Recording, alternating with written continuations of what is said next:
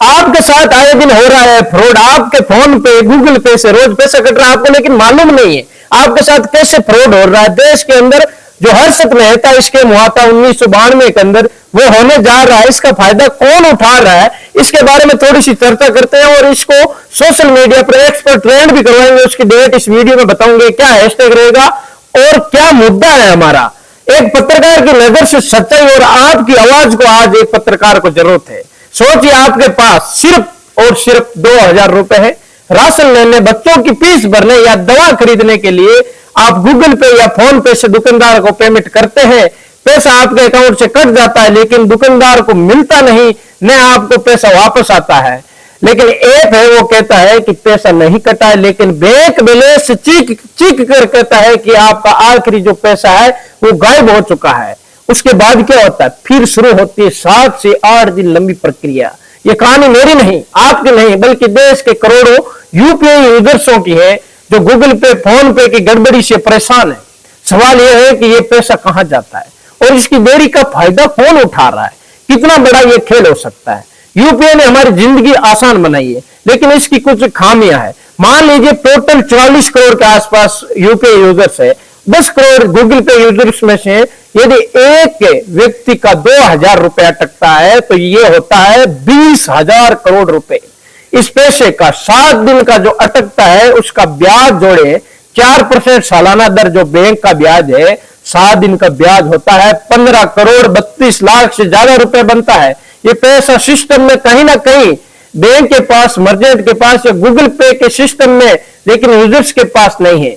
अगर ये गड़बड़ी बार बार होती है तो साल भर में ये आंकड़ा अरबों रुपए तक पहुंच जाता है। हम कस्टमर केयर के पीछे भागते हैं जिसका हमें कोई जवाब नहीं मिलता। हमें सिर्फ ये बताया जाता है कि हमें जो ये पैसा अटका है उसके लिए हमें खेद है। उस खेद का क्या करें हम, उस खेद को कहां लेके जाए हम, ऐसा खेद हमें नहीं चाहिए। मान लीजिए वो पैसा कोई ट्रेडिंग में लगा देते हैं, कुछ भी करते हैं, उस पैसे से बहुत मुनाफा कमाया जा सकता है। अब मैं आपको बात बताता हूं।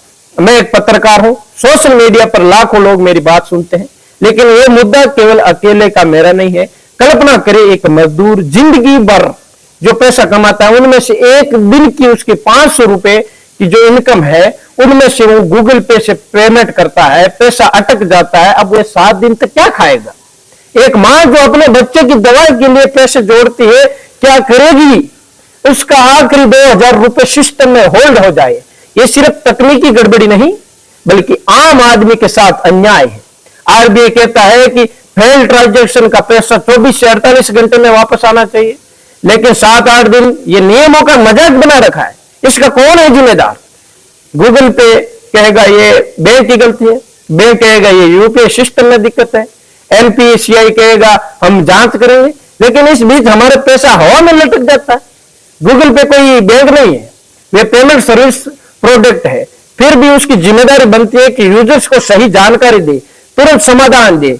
अगर ये ऐसा नहीं कर पा रहे हैं तो ये सेवा में कमी है, और अगर ये बार बार होता है तो ये सुनियोजित तरीके से की गई एक लापरवाही हो सकती है जिसे हम बर्दाश्त नहीं करना चाहते।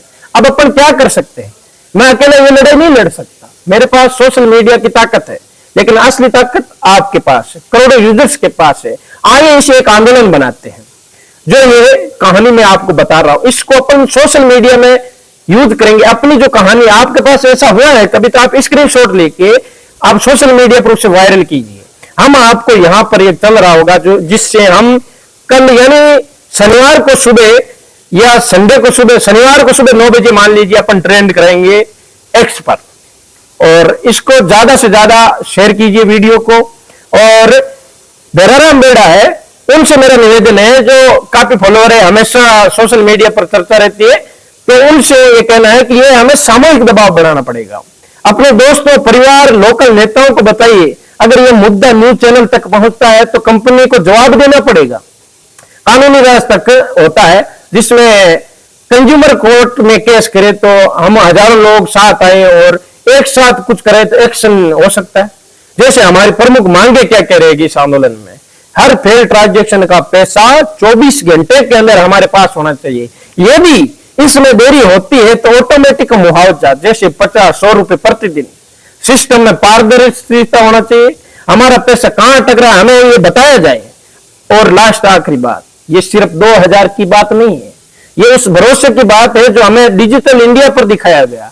मैं एक पत्रकार और सोशल मीडिया यूजर से इस मुद्दे को उठा रहा हूं क्योंकि मेरा मानना है एक आम आदमी की आवाज दबनी नहीं चाहिए। मेरे पास जो चैनल है वो छोटा है, कमजोर है, लेकिन मेरी आवाज बहुत मजबूत है। आप मेरे साथ है तो चलिए इस गड़बड़ी को खत्म करते हैं। अपनी कहानी कमेंट बॉक्स में लिखिए और ये हैशटैग है जो यूज कीजिए और इसको ज्यादा से ज्यादा संख्या में शेयर कीजिए। गूगल के को बताना होगा कि हमारा पैसा कहां अटका है। हमारा पैसा हमारा हक है, इसे हल्के में बिल्कुल ना ले।